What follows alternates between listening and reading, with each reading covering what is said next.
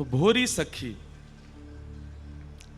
जिनके प्रसंग को सुनाने का मैंने वचन दिया था जब रसिक शरणम में कथा हुई थी कि हम निश्चित ही श्री भोरी सखी जी का भाव सुनाएंगे। तो भोरी सखी कौन है, ध्यान से सुनिए। एक तो आप ये मत सोचियो ये 500 साल पुरानी घटना, 400 साल मीराबाई, हमारे स्वामी श्री हरदास जी हितरवंश महाप्रभु के काल की घटना नहीं है, 80 वर्ष पुरानी घटना है। कितने वर्ष? 80 वर्ष। मतलब आज भी ब्रज में ऐसे कितने लोग हैं जिन्होंने भोरी सखी जी के दर्शन किए हैं। हमारे गिरिराज जी में भी एक दो महात्मा ऐसे हैं जिन्होंने भोरी सखी जी का अनुभव किया है। हमारे पूज्य श्री बाबा जी महाराज, पंडित जी महाराज ने भी भोरी सखी के दर्शन किए। 80 वर्ष पूर्व वृंदावन में श्री राधावल्लभ लाल जी की परंपरा में पधारे। नाम था उनका भोलानाथ, लेकिन किशोरी जी ने उनको नामकरण किया भोरी सखी। क्या नाम किया? भोरी सखी। तो ये भोरी सखी कौन है? तो हम निवेदन कर रहे थे कि कोई भी आचार्य पूर्व में ठाकुर जी का या तो कोई श्रृंगार रहा है, या तो कोई सखी रहा है, या कोई सखा रहा है, वो ही कलिकाल में हम जीवों पर करुणा करने के लिए आचार्य रूप धारण करके आए। हितरवंश महाप्रभु भगवान की वंशी पधारी, वंशी अली जी के रूप में किशोरी जी की वंशी पधारी, ललिता जी हरिदास जी के रूप में पधारे, विशाखा जी हरिराम व्यास जी के रूप में पधारे। इस प्रकार सब आचार्य चरण पधारे। भोरी सखी कौन है? तो प्रियालाल जी दोनों रास विहार कर रहे हैं, और रास करते करते ठाकुर जी बोले, हे श्यामाजू आज मान करो, मैं रिझाऊंगा। तो श्री जी बोली, कोई बात तो बताओ, काय बात पे मान करूं? तो ठाकुर जी बोले, रास पूर्णिमा के दिन, शरद पूर्णिमा के दिन सब गोपी सब छोड़ करके मेरी शरण में आई, और इन सबन के नेक मान को देख करके मैं अंतर ध्यान है गयो। या बात पे आप मान कर लो, या बात पे आप मान कर लो। किशोरी जी बोली, नहीं नहीं कोई और विषय बताओ, या बात पे मैं मान ना करूंगी। ठाकुर जी बोले, नहीं यही बात पे मान करो, क्योंकि यहां में जल्दी मान आएगा, बाकी में तो आपको बनाना पड़ेगा मान, यहां में जल्दी आ जाएगा। इतने में किशोरी जी के नेत्र बंद हो गए, और प्रत्येक गोपी के हृदय में झांक करके जब उसके विरह का दर्शन किशोरी जी ने किया, इतना मान प्रकट हुआ। मान तक होता है तो ठीक है बंधुओं, देखिए आपका प्रेमी आपसे नाराज है, और नाराजगी में वो आपको रोक रहा है, टोक रहा है, लड़ रहा है, झगड़ रहा है, चिल्ला रहा है, तो अच्छी बात है। लेकिन अगर वो मौन होकर के शांत होकर चला जाए तो ये अच्छी बात नहीं है। तो समझो कि उसका क्रोध कितना तीव्र है कि वो बोलना भी नहीं चाह रहा है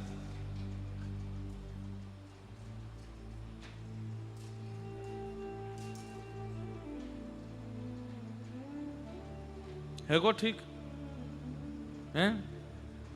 कोई पे गिरो तो ना पंखा।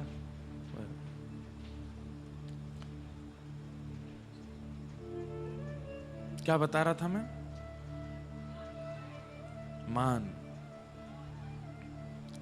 तो आपका प्रेमी नाराज होकर के आपसे लड़ ले, ये अच्छा है, लेकिन वो नाराज होकर के कहीं चला जाए, मान करके कहीं निकल जाए और बोले ना, ये बहुत कष्टदायी है।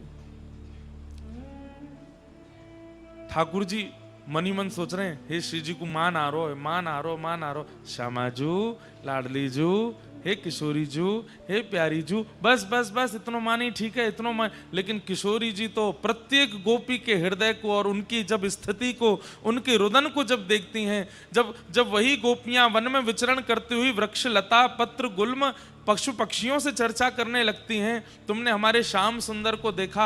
अरे एक स्थिति तो ऐसी आ गई कि गोपियां, एक गोपी कृष्ण बन गई, एक गोपी पूतना बन गई, एक गोपी अघासुर बकासुर बन गई, और वे सब अघासुर बकासुर की तरह आमे, और एक गोपी कृष्ण बन के उनको वध कर रही है, एक गोपी पूतना को वध कर रही है। दो वृक्ष के रूप में नलकुवर मणिग्रीव बनकर के एक गोपी खड़ी है कि ठाकुर जी उखल में बंद करके बीच से निकल रहे हैं। गोपी ऐसा अभिनय कर रही है आपस में, उनकी स्थिति देख करके किशोरी जी को इतना मान है गयो। अब वो मान नहीं, किशोरी जी को भी विरह हो गया। किशोरी जी उठ करके वहां से जाने लगे। ठाकुर जी बोले, हे करुणामयी, हे श्यामाजू, मैं तो मान कर भी कि करो, आप कहां जा रही हैं? किशोरी जी नहीं सुनी। ठाकुर जी पीछे पीछे चलते रहे और श्री श्यामाजू सघन वन में जाकर के अंतर ध्यान हो गए। जैसे ठाकुर जी अंतर ध्यान हो गए, वैसे ही किशोरी जी अंतर ध्यान हो गए। ठाकुर जी ढूंढ रहे हैं, हे किशोरी जी, राधे राधे करुणामयी कृष्ण प्यारी, मेरी सुधली जो श्री वृषभानु दुलारी, मेरी सुधली जो श्री वृषभानु दुलारी।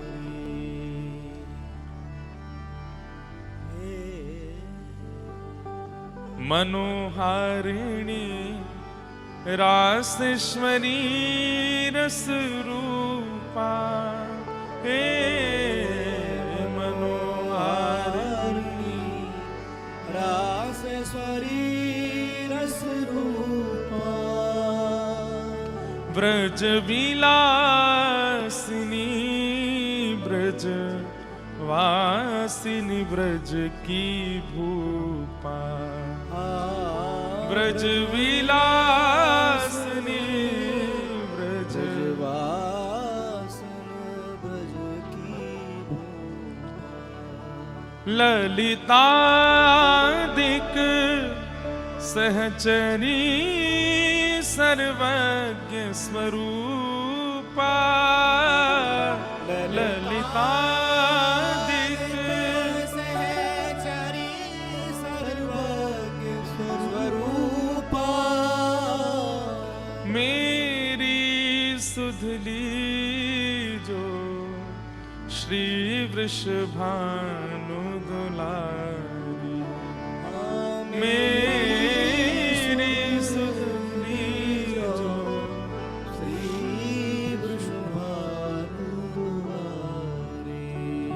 किशोरी जी अंतर ध्यान हो गई। ठाकुर जी पुकार रहे हैं और जिस प्रकार गोपियां विरह आतुर होकर के व्रज में घूम रही थीं, वैसे ही अब श्याम सुंदर व्रज में घूम रहे हैं, किशोरी जी को ढूंढ रहे हैं।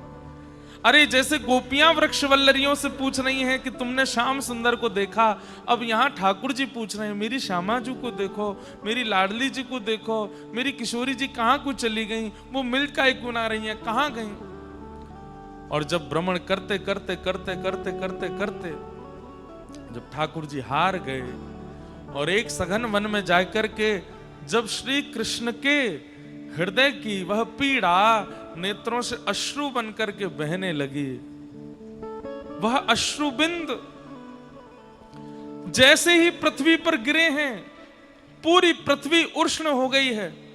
वही उष्णता यमुना जी तक पहुंच गई है, यमुना जी उष्ण हो गई हैं, संपूर्ण ब्रह्मांड उष्ण होता चला गया। यमलोक में यमराज भी घबरा गए कि इतनी वेदना तो कभी यमलोक में भी किसी को अनुभव नहीं हुई है। वह श्री प्रिया जी के विरह आतुर श्री कृष्ण के अश्रुबिंद, वो अश्रुबिंद ही कलिकाल में भोरी सखी बनकर के प्रकट हुए। श्री प्रिया जी के विरह में जो श्री कृष्ण के अश्रुबिंद हैं, वही श्री भोलानाथ जी और वृंदावन की एक परम सहचरी श्री भोरी सखी बनकर के आए। इसलिए भोरी सखी जी के पद को जब आप नेत्र बंद करके अनुभव करेंगे कि श्री कृष्ण के नेत्रों से निकलने वाले श्री प्रिया जी के विरह में जो अश्रुबिंद हैं, वो अश्रुबिंद गा रहे हैं, तभी आप भोरी सखी जी के सुंदर भाव और पदों को समझ पाएंगे। कब मोरी सुधे करे हो वृषभान लढ़े तेरा धा, कब मोरी सुधि करि हो वृषभानु लड़े राधा। कोमल चित्त किशोरी प्यारी, कोमल चित्त किशोरी प्यारी, करुणा सिंधु अगाधा, करुणा अगाधा, कब मोरी सुधि करि हो वृषभानु लड़े राधा। कब मोरी सुधि करे हो वृषभानु तो मध्य प्रदेश में श्री भोलानाथ जी का जन्म हुआ, पर जन्म से ही सब आचार्यों में देखा गया कि जन्म से ही उनमें वह लक्षण और गुण प्रकट हो गए हैं कि वे सामान्य संसार के लिए नहीं है। ठाकुर जी ने अपने एक एक कण भाव को भी आचार्य बना करके भेजा इस कलिकाल में हम जीवों पर कृपा करने के लिए। अब सोचिए, प्रिया जी के विरह में श्री ठाकुर जी के अश्रुबिंद वो अवतार धारण करके आए हैं भोलानाथ जी के रूप में। जन्म हुआ, ब्राह्मण कुल में आप जन्मे, पर जन्म से ही चाहे खेल खिलौना हो, चाहे संसार की सारी वार्ताएं हो, उनमें आपकी ज्यादा रुचि होती नहीं थी। एक बालक की तरह जाते तो थे, लेकिन जैसे खेल खेलते खेलते थोड़ी देर बाद उस खेल को छोड़ देते, और क्या सोच करके कि इसका कोई सार नहीं है, ये कोई सार नहीं है, इसके लिए संसार में नहीं आया हूं, खेल तो पूरा संसार है, कब तक खेलता रहूंगा मैं। और खेल छोड़ देते, एकांत में जाकर रोने लगते, माता पिता समझाते क्या बात है क्या बात है, पर कुछ समझ में ही नहीं आता। धीरे धीरे इसीलिए उनका घर में भी नाम भोलानाथ ही पड़ गया। बोले बहुत भोले हैं, कभी भी रोने लग जाते हैं, और बात क्या कुछ पता नहीं, और रोते ऐसे नहीं चीख चिल्लाते हो, बस अश्रु प्रकट होते रहते हैं नेत्रों से। बाल अवस्था है, इसलिए भोलानाथ जी भी नहीं समझ पा रहे कि मैं रोता क्यों हूं इतना। पर कौन कहे, ये तो प्रिया जी के विरह में श्री कृष्ण के अश्रुबिंद हैं, ये तो प्रगति ही बहने के लिए हैं। धीरे धीरे आप बड़े हुए, घर के लोगों ने आपको पढ़ाई लिखाई के लिए भेजा, आपने खूब अच्छे स्तर की अध्ययन किया, खूब पढ़ने में विद्वान थे। लेकिन एक समय ऐसा आया कि आपको विद्या अध्ययन करना भी लगने लगा कि यह भी उदर भरने की शिक्षा है, कब तक इसको करता रहूं, इसमें भी कोई रुचि नहीं है मेरी। एक दिन मन में कहीं कथा में सुन लिया कि बिना गुरु के कल्याण नहीं होता। तो मध्य प्रदेश में एक स्थान है कोलारस, उस कोलारस के वन में आप चले गए, और वहां जाकर के बस विरह आतुर होकर के, हे गुरुदेव, प्राण गुरुदेव, जीवन गुरुदेव, मेरे गुरुदेव कौन है, मेरे गुरु कौन है, कौन मुझे बताएगा कि मेरे जीवन का सार क्या है, मेरे जीवन का रस क्या है, मेरे जीवन का तत्व क्या है, मैं क्यों बालकाल से इतना सब चीजों से परे रहता हूं, क्यों मुझे इतना विरह होता है, मुझे कोई तो बतावे। ध्यान से सुनिएगा बंधुओं, आपकी उस विरह वेदना के कारण 3-4 दिनों तक आप वन में विचरण करते रहे। तब आपके एक बड़े भैया थे, बड़े भैया आए और आकर के उन्होंने इनको तुरंत समझाया, बोले ऐसे नहीं रोते भोलानाथ, चलो, बोले मेरे गुरु चाहिए, मुझे मेरे गुरुदेव के पास ले चलो।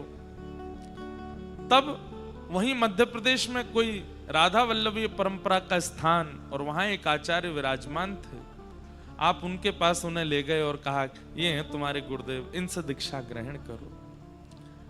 श्री राधा नाम मंत्र प्राप्त करके जैसे ही मंत्र सुना और उस मंत्र का उच्चारण करना प्रारंभ कर दिया, अब तक तो विरह वेदना क्यों थी समझ नहीं आ रहा था, परंतु अब विरह वेदना का मूल रूप पता चल गया कि इनकी प्राप्ति के लिए मैं बचपन से रोता आया हूं। बिना श्री जी को देखे ही श्री जी की रूप माधुरी का, श्री जी के हृदय का, श्री जी के गुण का, श्री जी के भाव का, श्री जी की स्थिति का उनको अनुभव होने लग गया। घर वालों ने मन में विचार किया कि ये तो और ज्यादा विरह में रहने लगे, इससे बढ़िया तो बिना दीक्षा के ही थे, कभी कभी रोते थे, अब तो ये पूरे दिन रोते रहते हैं। घर वालों ने कहा ब्याह कर दो। हमारी परंपरा में, हमारे कल्चर में एक नियम रहा है, बेटा बिगड़ गया है, क्या करें? बोले ब्याह कर दो, पत्नी आएगी सुधार देगी। पढ़ लिख के विद्वान हो गया, अब क्या करें? बोले ब्याह कर दो। बहुत कमाने लग गया, अब क्या करें? बोले ब्याह कर दो। कुछ नहीं करता, पूरे दिन पड़ा रहता है, क्या करे? बोले ब्याह कर दो। बिगड़ गया है, व्यसनी हो गया है, उल्टे सीधे काम करता, क्या करें? ब्याह कर दो। नाम जापो गोए भजनानंदी करता, पूरे दिन गिरिराज जी में पड़ो रे, क्या करें? ब्याह करो या को। हमारे यहां सब चीजों की मूल जड़ केवल एक है, बोले क्या? ब्याह करो। काम को है तो ब्याह करो, नहीं काम को तो ब्याह करो, सब में ब्याह कर दो। भोलानाथ जी को पकड़ करके घर वालों ने कहा तुम्हारा ब्याह कर। बोले मैं ब्याह के लिए, ये सब करने के लिए मैं नहीं आया हूं संसार में। आप लोगों से मेरी हाथ जोड़ के प्रार्थना, मेरा विवाह मत करो, किसी का जीवन बर्बाद मत करो। घर वाले बोले ऐसे ही बोलता है, इसको बैठाओ मंडप में।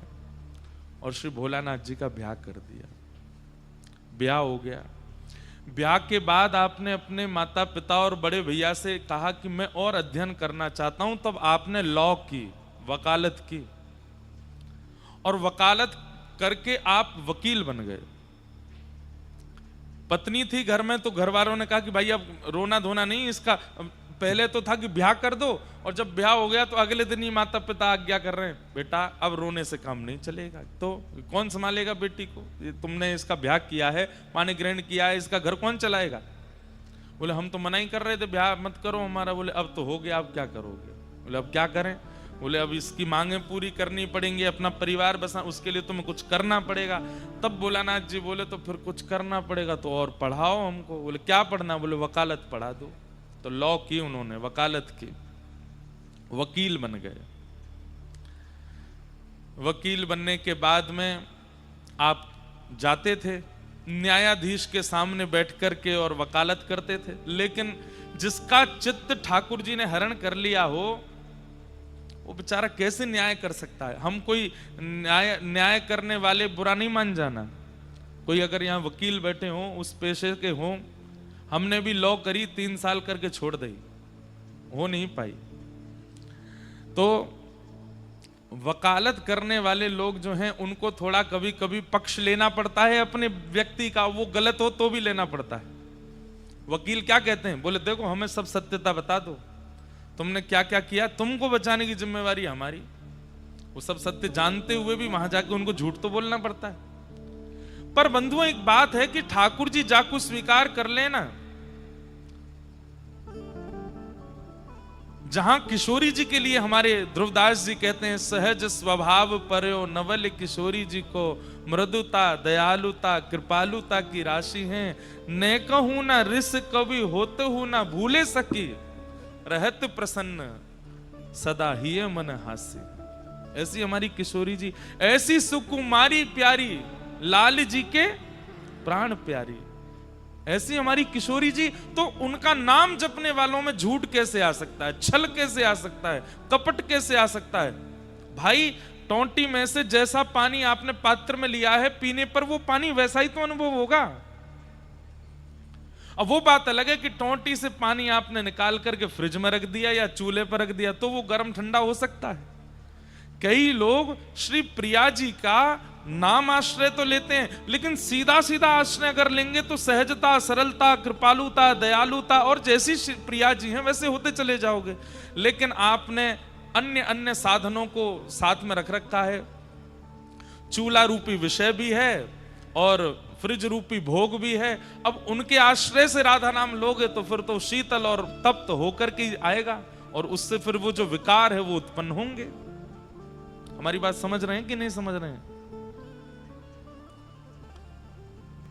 बिना भोग, बिना विलास, बिना माया के अगर सीधे श्री प्रिया जी का नाम ले लिया जाए तो प्रिया जी जैसी हैं वैसे ही आप होते चले जाओगे। भोरी सखी वकालत कैसे करे? अब यहाँ सामने जो क्लाइंट बैठा वो कह रहा है कि सुनो, मर्डर तो मैंने ही किया है लेकिन तुमको बचाना है। तो भोलानाथ जी कहें ठीक है, न्यायालय में गए न्यायाधीश के सामने, हाँ जी तो भैया ये इनका कत्ल इन्होंने ही किया है, क्या कहना चाहते हैं आप इस बात में? भोलानाथ जी के तो हाथ कांपे, पैर कांपे। अब वो आदमी कटघरे में खड़े, हमने तुमको वकील बनाया है, अपना बोलो। हे जज साहब, मारा तो इन्होंने ही है पर इनको छोड़ दो, क्यों इनको आप जेल भेजो, क्यों इनके साथ कुछ गलत करो? तुम्हारा खुद का वकील कह रहा है कि तुमने मारा, अब क्या करोगे? लो चलो 10 साल की जेल, आजीवन कारावास दो इसको। बड़े भैया आदि सब समझाते, ए भोला तू कैसा भोला, तू वकालत क्यों करता है, तू जाके अपने ही आदमियों को फंसवा देता है। बोले देखो हमसे ये नहीं होगा, हमसे वकालत नहीं हो सकती, आप हमको कोई और काम करवा दो। उन्होंने तो यही कहा कि मुझे वृंदावन जाने दो, मेरे से नहीं हो पाएगा ये। घर के सब लोग बोले वृंदावन, ये पत्नी को कौन संभालेगा और पत्नी का कौन भरण पोषण करेगा? एक उनकी संतान भी हो चुकी, एक पुत्र भी होगा। अब जो जो गृहस्थाश्रम बढ़े त्यों तो भोरानाथ और रो में, अब मैं क्या करूं? तब छतरपुर के महाराजा उन्होंने भोलानाथ जी को कहा, एक काम करो, तुम हमारी ये ग्रंथालय है, लाइब्रेरी है, यहां इसके तुम प्रधान बन जाओ और कभी कभी हमारे पास आके शास्त्र चर्चा कर लिया करना।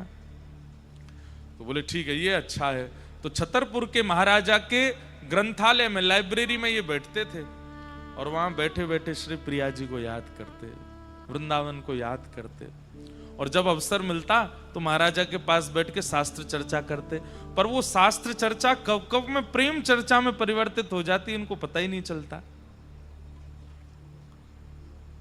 एक समय आया ये उससे भी ऊब गए, ये वो भी नहीं कर पा रहे थे, इन्होंने हाथ जोड़ दिए महाराजा के सामने कि अब मुझसे नहीं हो पाएगा।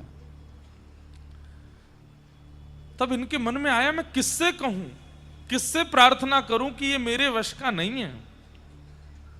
ये संसार, ये जीवन, ये गृहस्थ आश्रम, ये काम करना, नौकरी करना, धन कमाना, इससे मेरा जीवन नहीं चल पाएगा, मैं इसके लिए नहीं आया हूं संसार में। तब कोई नहीं मिला तो अंत में किशोरी जी से प्रार्थना की, श्यामा जी से प्रार्थना करने लगे, करहूं कृपा अब श्यामा श्याम, करहूं कृपा अब श्यामा श्याम, करहूं कृपा अब श्यामा श्याम, करहूं कृपा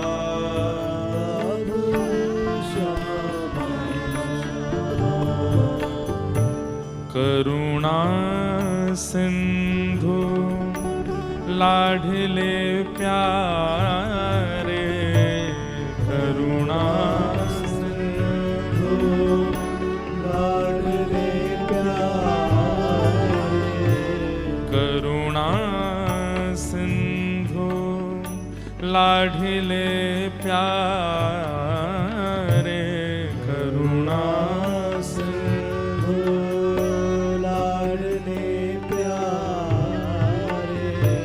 दीन बंधु सुख धाम धाम, दीन बंधु सुख धाम,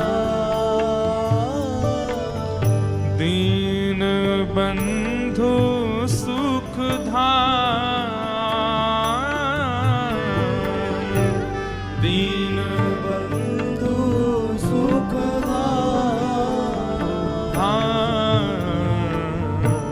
करहु कृपा अब श्यामा श्याम, करहु कृपा अब श्यामा। गाइए, हो करहु कृपा अब श्यामा श्याम,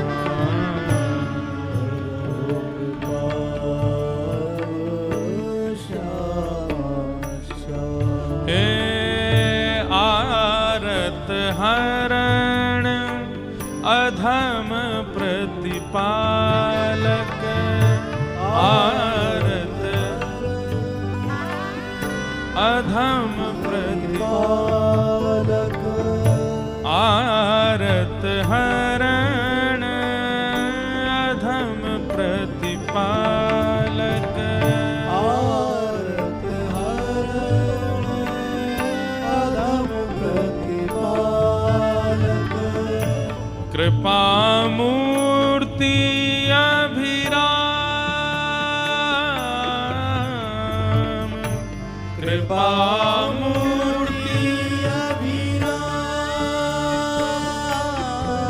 हे भोरी दुखिया दीन पुकारत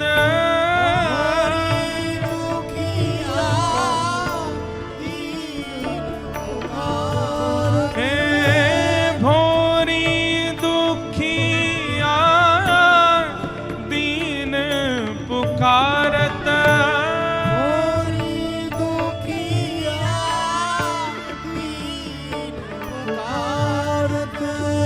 टेरत लैल नाम टेरत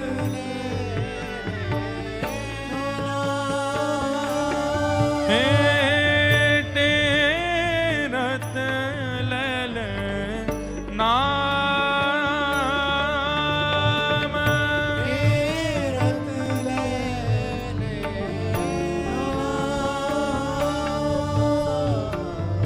करहु कृपा श्याम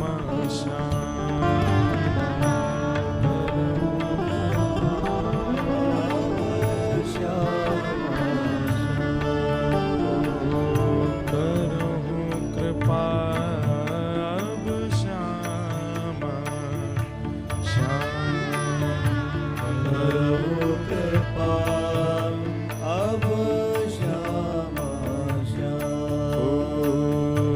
करहु कृपा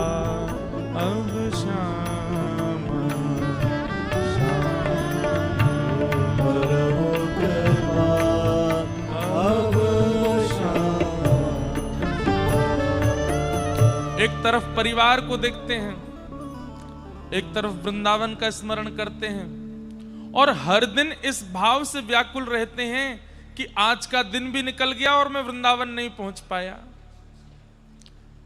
हर ढलते सूर्य को प्रणाम करते हुए कहते हैं, हे सूर्य नारायण, कल जब प्रकट हो तो मुझे वृंदावन पहुंचाने का मार्ग दिखा दीजिएगा। आप तो प्रकाश प्रदान करते हैं, कृपा कर मेरे जीवन में भी वृंदावन की राह प्रकाशित कर दीजिए। रात्रि में बैठे बैठे चंद्रमा को देखते देखते रोते रहते हैं, हे श्री चंद्रमा, आप ही तो हो जो गोपियों को श्री कृष्ण से मिलाते हो, तो ये भोरी यहां कोने में बैठी रो रही है, मुझे क्यों नहीं ले जाते हैं आप वृंदावन, क्यों नहीं मेरी प्रिया जी से मेरी भेंट करा रहे हैं। बंधुओं, जिस प्रकार अश्रुबिंद विरह में उष्ण होता है, गर्म हो जाता है, भोरी सखी श्री भोलानाथ जी की स्थिति ऐसी है कि वृंदावन की याद आती इनको तीव्र ज्वर चढ़ने लगता था। और बस ये समझ लीजिए, सामान्य लोगों को तो लगता हमारा बेटा बीमार, पति बीमार, पिता बीमार, आदि आदि भाव लगते थे, लेकिन वास्तव में जब जब इनको कृष्ण, जब जब इनको विरह होता, तब तब ये माना जाए, रसिक जन मान रहे हैं कि श्री कृष्ण प्रिया जी के लिए रो रहे हैं और उनके अश्रुबिंद ही ऐसे हो रहे हैं। प्रिया जी का विरह श्री चैतन्य महाप्रभु के रूप में अनुभव हो रहा है। कृष्ण विरहिणी गोपी बनकर के, श्याम सुंदर ही चैतन्य बनकर के पधारे हैं, परंतु यहां पर प्रिया जी का विरह चित्त में धारण करके श्याम सुंदर के अश्रुबिंदु ही भोरी सखी हैं, रोने लगे। भोरी दुखिया